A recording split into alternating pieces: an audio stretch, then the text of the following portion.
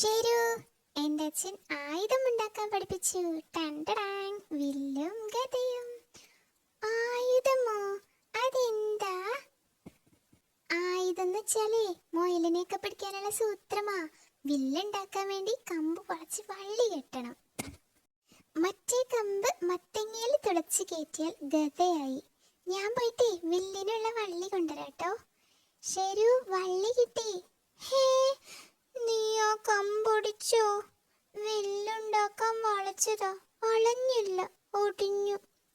അയ്യോ, ഇത് ഗത ഉണ്ടാക്കാനുള്ള കമ്പാ. വണ്ണം കുറഞ്ഞ കമ്പാ വളച്ച് വള്ളി കെട്ടേണ്ടത്.